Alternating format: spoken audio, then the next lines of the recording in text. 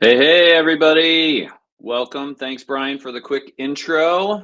We will give it a minute or two until we get started. Thanks, everyone, for joining to the 2025 Cloud Go-to-Market XP.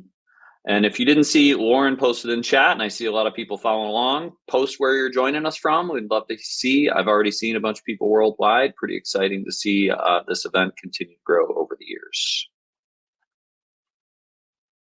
So we'll do a quick poll. This is actually the fourth annual State of Cloud, or the fourth annual Cloud Go-to-Market XP.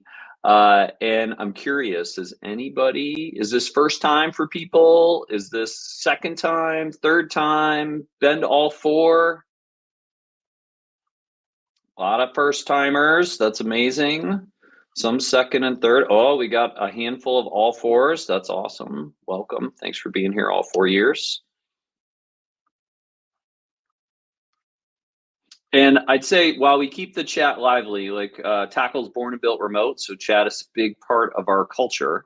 Another question, if you could get one thing out of XP, what would it be? Like, who do you want to hear from? What do you want to learn? Feel free, throw that in chat as well as where you're from. So we will kick things off. I'm going to share my screen. Oh, I can't share while the poll's going. Okay, there we go. All right. Okie dokie. All right, we're ready to get after it. So first, our agenda, some quick housekeeping and logistics. And we're going to talk a little bit about the challenges in the market right now, more specifically then look at cloud go-to-market from an evolution and trend standpoint. Spend a little time talking about what's next for today and tomorrow, and just talk about some of the sessions I'm really excited about. And I'll try to get through the housekeeping stuff fast so we can get into the meat of the agenda. So this is the largest cloud go-to-market focused event in the industry. And we're excited to welcome more than 700 attendees this year from 350 companies from places all over the world. Registration's still open, so if you have friends you think would benefit from any of the talks in the agenda, don't hesitate, have them still join us. And we have an amazing roster of speakers from all three clouds, from industry-leading ISVs, from channel partners, from community leaders, from analysts, and also, first time ever, some emerging marketplaces. And one of the most fun things about this event is hearing all the stories across the industry, both successes and challenges that ISVs and partners have had, and how they've overcome them. And I think one of the best things about working with the partner persona is most people on this call are really excited to share what they've learned along the way to help the entire industry grow faster. So if you have any challenges along the way, you can always email marketing@tackle.io. As I said, Tackle remote company Q&A chat, please keep it lively. We have a whole host of experts online, both from Tackle as well as much more broadly, to answer questions. If you have to duck out for any reason, all sessions will be recorded. We'll publish recordings by the end of the week. So you'll be able to not only see things you missed, but go back to things that may have struck a chord with you. Feel free to share your learnings on social, Cloud Go-to-Market XP hashtag, tag Tackle, tag the speakers to keep the conversation going. And I wanted to just take a minute to thank our sponsors, our diamond sponsor, AWS, and our gold sponsor in Google for their support in putting this event on. So we changed the structure this year, and we've really broken the days down in two different ways. First is all about the future. So we have a total of 19 sessions over the next 2 days, 41 speakers, 30 industry experts, 11 Tackle practitioners. Today we have 8 sessions focused on the future of cloud go-to-market. You'll next hear from our friends at AWS. You'll hear from Google, hear from some emerging marketplaces like Pax8 and Snowflake. You'll hear more about CRO perspective in a session facilitated by Jake Simpson, our CRO. And then you'll hear about where cloud go-to-market and digital selling is going, led by our founder and CTO and really the visionary behind Tackle, Dylan Woods. We have 11 practitioner sessions tomorrow that are divided into 2 categories, one being an alliance focus, one being a RevOps focus. And quick plug, we actually will release a RevOps playbook on May 22nd, so keep an eye out for that. And I think, as everybody knows on this call, cloud go-to-market's a multi-persona, cross-functional initiative that often starts in alliances, is automated in RevOps, and then scales with revenue teams. And you'll pick up those three themes throughout the 2 days. And just because we broke this into tracks doesn't mean you have to follow those tracks. Choose whatever session makes the most sense for you. All right, so let's get into it. We're in the midst of a decade of unprecedented times. And, really this was kicked off by the pandemic. And I think that was the first time I heard people use those words. And I didn't expect to have it follow with like almost an annual unprecedented global event.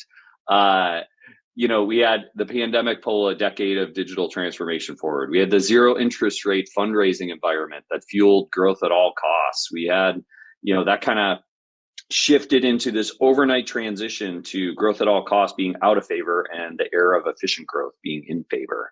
We kicked off the first wave of the AI super hype cycle, followed by like this hot and cold economic environment where it seemed like it was better, and then maybe it wasn't, maybe it was better.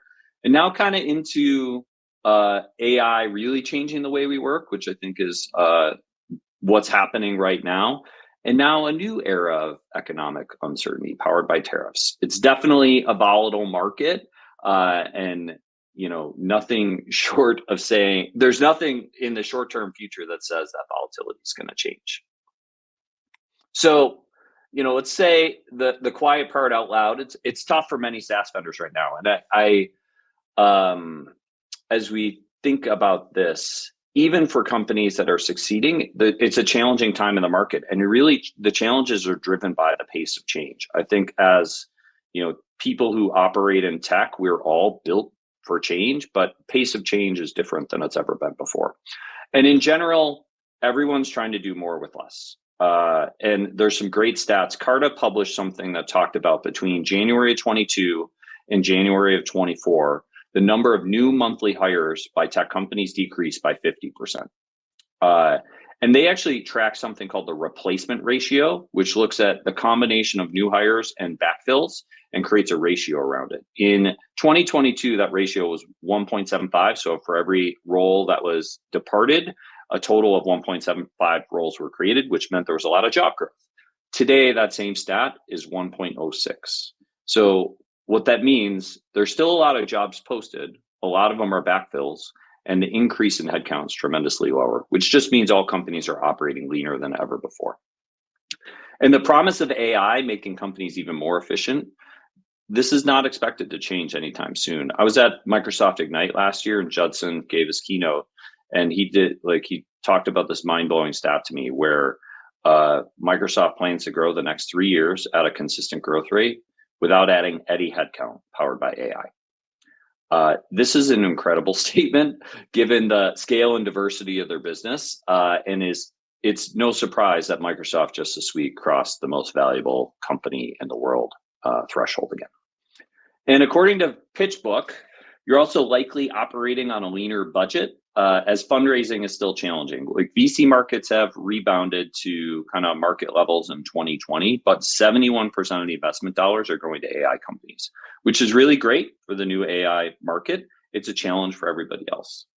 And for public companies, the latest round of earnings calls, if you kind of pay attention to earnings calls like I do as a nerdy cloud go-to-market guy, public companies are only growing about 10% year over year right now, and that's down from 29% during the pandemic. So it's still growing, but the good news in all of this is customers are still spending money, especially in SaaS. Gartner forecasts software spending will be 1.2 trillion in 2025, and that's growing roughly 14%. And SaaS is growing even faster than that at 300 billion, growing 20% year over year. So, and there's like this perfect storm of challenges happening right now. I'll unpack this a little bit more. Customers continue to expect more product, more usage, more support, more expertise. And when you specifically look at go-to-market, customers expect a seamless experience, consumer grade buying experience, from first contact all the way through renewal. And Jay McBain talks about like the 28 buying moments that exist from Canalys, and how 70% of the buyers in industry now are millennials who have this expectation of a full digital experience. So why would you shift an online research 28 moments digitally to an offline buying process? And the reality is this is still where the industry is today. A lot has happened to make it better, but we're still somewhat offline from a execution of transaction standpoint, B2B. And I mean, AI is reshaping how people think about SaaS. And I'm not going to focus on AI from a competition and AI from an efficiency standpoint, but more from AI as a business model, a driving business model change.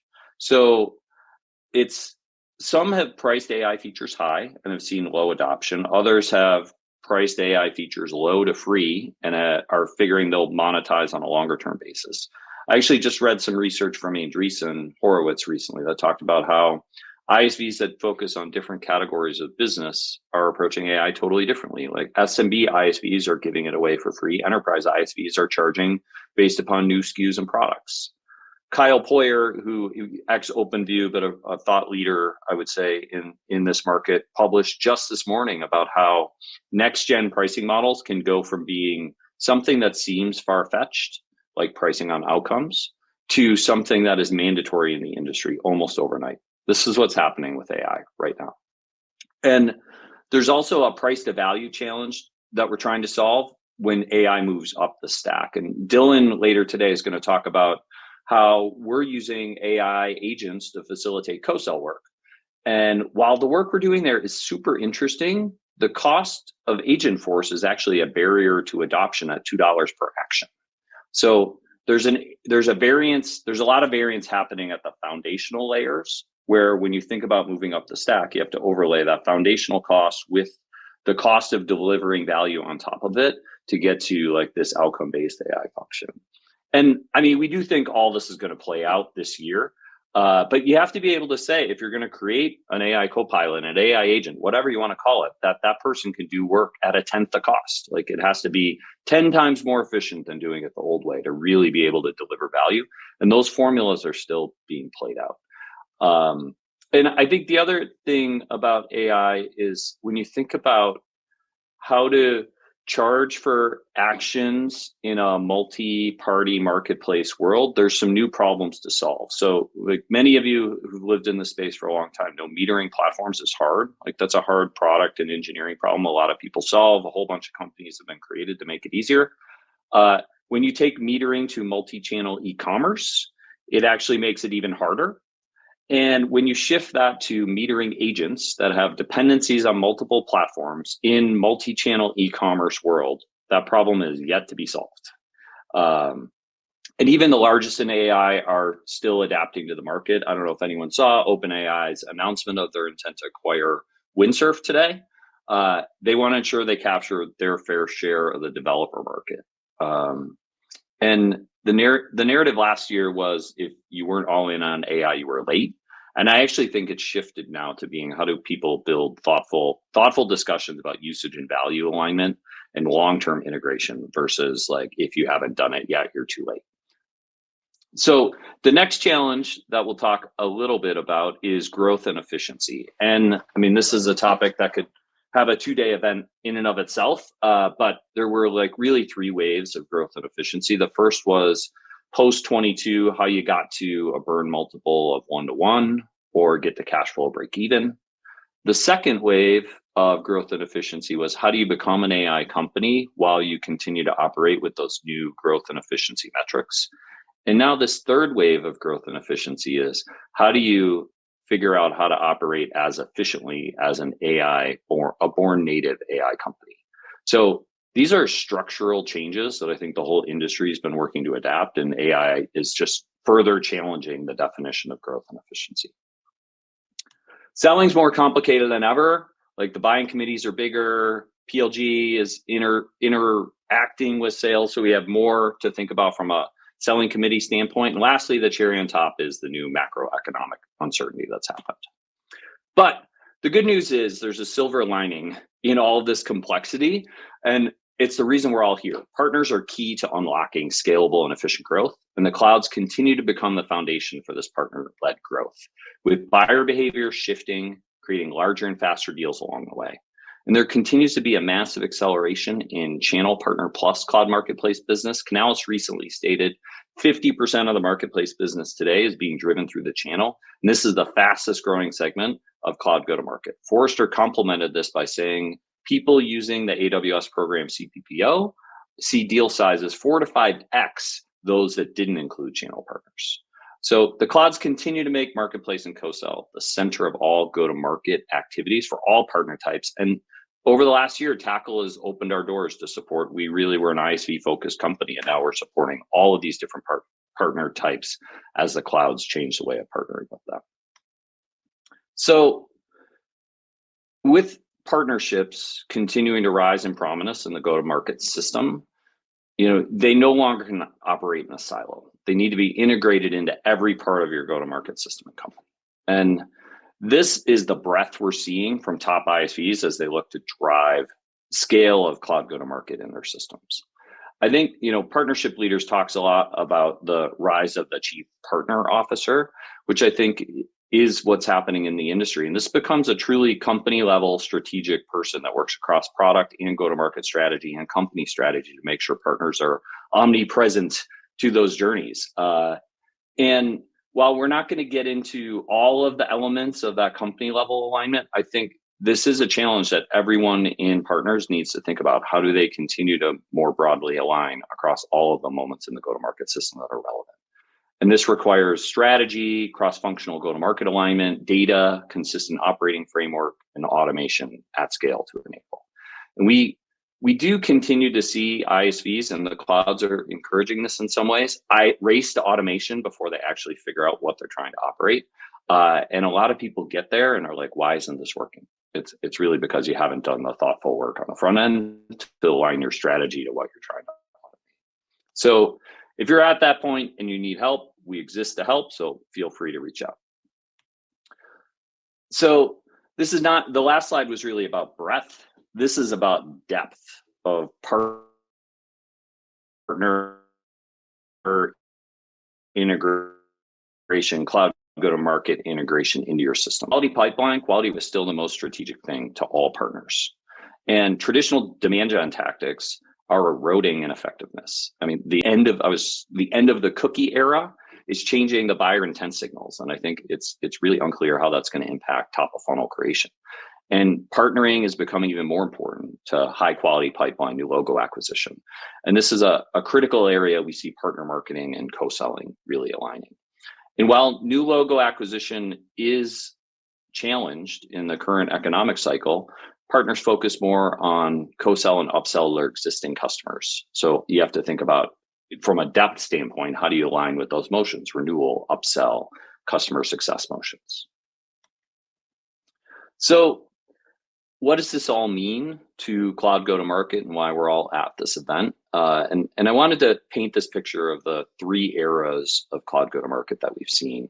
And the first one was really the era that Tackle was born into, like this V1 era, which really centered around marketplaces. And we created this category around marketplace automation, have continued to evolve it over the last 9 years. But looking back on this era, it really was an era of experimentation for not only ISVs, but for the cloud providers themselves. Like in this era, this is when enterprise commit drawdowns were invented, private offers were created, standard contracts were pioneered, channel partner motions were formulated. But when you look back at the dollars, when we see the dollars today versus the dollars then, they were 100x less. Like a really insane, it was very, very early. And then you kind of transition into the marketplace moment, which I think was the pandemic, as everybody accelerated digital adoption in every direction. And that was the ushering in of the cloud go-to-market era, which is really the era we're going to spend most of our time this week talking about. Today, we'll talk a lot about the future, but we'll kind of thread the needle between where we are today and where we go tomorrow. And people in this era raced to get listed, raced to get started, and a lot of people failed because they didn't have a plan, they didn't cross-functionally align, they didn't actually know what they needed to do. And now we're seeing this emergence of a new chapter, which is this digital selling era. And why is this new chapter happening? Because in that middle era, we went from maybe 100 million in volume going through the marketplace to current state, tens of billions of dollars flowing through these marketplaces. But when you go back to that Gartner stat around 1.2 trillion of B2B software. Even if you say this year will be between 40 and 50 billion in cloud go-to-market revenue, and that's kind of like between tackle and analyst stats, you triangulate, you end up in that zone. We're still only at 3 to 4% adoption. And the big numbers growing 10 to 13% a year, while the cloud marketplace numbers are growing 100% year over year. So digital selling kind of ushers in that next chapter of adoption, where this is much broader, and it addresses a lot of the complexity that we talked about at the start, the challenges phase of this talk. Really, as we think about the future, how do you bring multi-parties into this? This is not just about ISVs, it's about all seller types trying to meet their buyers where they want to buy. It's integration of all routes to market, both product-led and enterprise, AI-powered intent signals integrated up and down the stack. So we see a lot still to come. And, as we move through today, you'll hear more about how we see this future state playing out. So what is next? So I want to highlight some of the talks. So I kind of talked about where the market's going from a long-term standpoint, but everybody here wants to know what they can do right now. So what you can do right now to increase pipeline, accelerate deals, continue to drive efficient go-to-market systems. I think learning from your peers who have been there and done that in different ways is definitely the best way to do that. So you can hear today from Salesforce, you can hear tomorrow from Darktrace and BugCrowd, Grammarly, Asana, CrowdStrike. And the thing that's interesting to me about this list is the fact that, a lot of these people are newer to the journey just in the last 18 months. While some are bellwethers of the industry, CrowdStrike being one of them, like first ISV to $1 billion. Others of these have started later, and they're getting to success faster and bigger than they even thought, which I think is a transition. The other thing, a lot of them are not classic cloud categories. These are like business applications. They're not storage and security where this industry started. We're seeing truly a transition to cloud go-to-market across all categories. And each of the trends that we've talked about are pretty forward-leaning, but we actually have a few sessions that are tackle-led this week that I think I just wanted to highlight. The first is Jake's talk about the CRO perspective, going back to those 3 themes in cloud go-to-market. Oftentimes it starts with alliances, it's automated with RevOps, it scales with revenue. So the CRO perspective, I think this is still where there's a lot of adoption to come. Like some of the most sophisticated ISVs have broad-based adoption inside their revenue systems, but a lot of people I talk to are like, yeah, I have some super sellers who know how to do it, or I have some pockets in the business that really succeed. It's really a revenue adoption problem. So I think Jake's session will be a great one there. Dylan's going to talk more about the future and unpacking the future. I have another slide that'll talk a little bit about that. And then Adam tomorrow has, I think, a blockbuster session, including all the clouds and a whole host of ISVs as they talk about some game-changing product announcements coming from Tackle to help us all continue to grow in this industry. So when we were doing prep for like what would actually be interesting to kick off XP and all these amazing speakers, we went back to last year's State of Cloud Go-to-Market report. And every year we write these predictions. And the predictions last year were actually pretty hard to write because the future was clearer than it had been in the past. Like in the past, we were oftentimes like bending the curve on what the go-to-market system and how clouds would fit into it. But last year they were a little more predictable. And the thing that was amazing is when we went through all of the predictions, all of them are underway. And a few that I will just touch on. The first is like Google actually published their marketplace results on their earnings call last quarter, which is the first time that had happened. There's a huge acceleration in international buyers participating in marketplace, which is changing the sellers who are thinking about executing on cloud go-to-market at scale. So that's a big movement we've seen. Paygo and storefronts, like we talked about this prediction around storefronts, and Dylan's going to unpack that more later today. But we're actually seeing Paygo and product-led growth and storefronts be pretty tightly connected in the future of how cloud go-to-market scale. And then distribution continues to be a hot topic. Like I know analysts publish how the clouds are becoming distributors themselves and distributors are aligning with the cloud providers. I think we still are seeing some lagging adoption there, but a lot of signals of lean in from distribution as part of this overall stack. So we'll be kicking off the next wave of cloud go-to-market research coming into this summer with the intention of publishing our 6th annual report in the fall. So in addition to customer sharing story, and Dylan, Dylan really was the visionary behind Tackle, who was like, hey, I think the clouds are going to change the way that software is sold. And I think Marketplace represents the initiation point of that. And he, as a founder persona, has always been able to see through the noise to like what's actually happening in the industry. And I'm excited for his talk later today, where he gets to share a few innovation areas that we've been focused on. The first is around the evolution of storefronts. And what a storefront is for everybody, it's simply like, how do you take what's in the Marketplace catalog, which you're probably not routing demand to, and figure out how to represent what you care about at the place that your buyers discover. Like, this is a shift. Today, CMOs aren't going to like reallocate their budget to direct a whole lot of traffic to the clouds. The clouds are trying to change buyer behavior.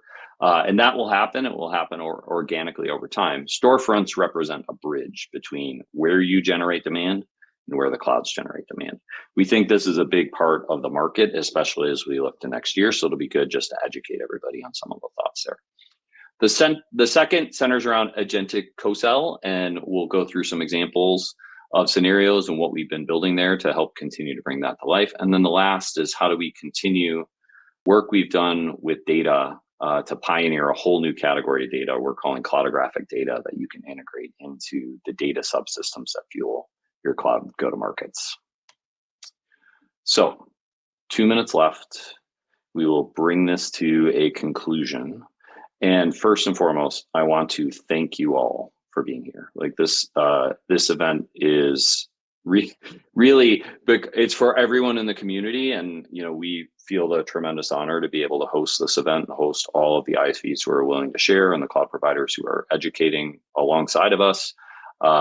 Please be active, participate, ask questions, engage. Like there's a whole host of tacklers and industry experts that are here. It's probably the best place to get any of your questions answered along the way. And next off, we will be kicking off our very first hyperscaler session, and excited to look at the incredible growth engine that is AWS Marketplace. And we're excited to be joined by Allison Johnson from AWS. And this session will be facilitated by Asher